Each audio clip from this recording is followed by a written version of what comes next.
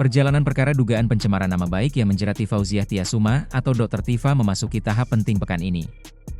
Pengadilan Negeri Jakarta Timur dijadwalkan membacakan putusan sela yang akan menentukan apakah proses persidangan kasus dugaan tudingan ijazah palsu Presiden ke-7 RI Joko Widodo berlanjut ke tahap pembuktian atau justru berhenti di tingkat eksepsi. Agenda pembacaan putusan sela tersebut dijadwalkan berlangsung pada Kamis, 23 Juli 2026. Melalui putusan ini, Majelis Hakim akan menilai keberatan yang diajukan tim kuasa hukum Dr. Tifa terhadap surat dakwaan jaksa, termasuk permintaan agar dakwaan dinyatakan batal demi hukum karena dinilai mengandung cacat formil. Apabila eksepsi ditolak, persidangan akan berlanjut dengan pemeriksaan pokok perkara, termasuk pembuktian dari jaksa penuntut umum maupun pihak terdakwa. Sebaliknya, jika keberatan diterima, surat dakwaan dapat dinyatakan batal atau tidak dapat diterima sehingga memengaruhi kelanjutan proses hukum perkara tersebut. Menurut laman Sistem Informasi Penelusuran Perkara, SIP, Pengadilan Negeri Jakarta Timur, sidang dengan agenda pembacaan putusan sela tersebut akan digelar pukul 9 WIB di Ruang Purwoto.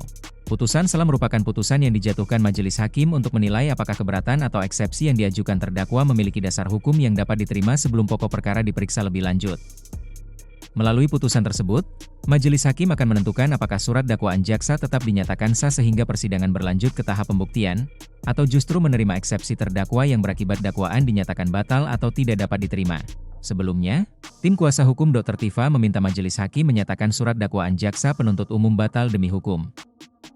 Mereka menilai dakwaan mengandung sejumlah cacat formil, mulai dari kewenangan mengadili, dasar penuntutan, hingga kejelasan uraian dakwaan, sehingga dianggap tidak memenuhi ketentuan hukum acara pidana. Selain itu, tim pembela juga berpendapat surat dakwaan kabur, obscure libel, sehingga seharusnya dinyatakan batal demi hukum. Dalam nota perlawanan setebal 38 halaman, tim Dr. Tifa juga menilai jaksa menggunakan dasar hukum yang tidak tepat terhadap peristiwa yang didakwakan terjadi pada 2025. Selain itu, kuasa hukum juga menilai surat dakwaan mencampurkan berbagai unggahan media sosial dalam satu rangkaian perkara, tanpa menguraikan hubungan masing-masing unggahan dengan unsur tindak pidana yang didakwakan. Atas dasar itu, tim pembela meminta Majelis Hakim mengabulkan nota perlawanan yang mereka ajukan dan menyatakan surat dakwaan jaksa tidak dapat diterima atau batal demi hukum.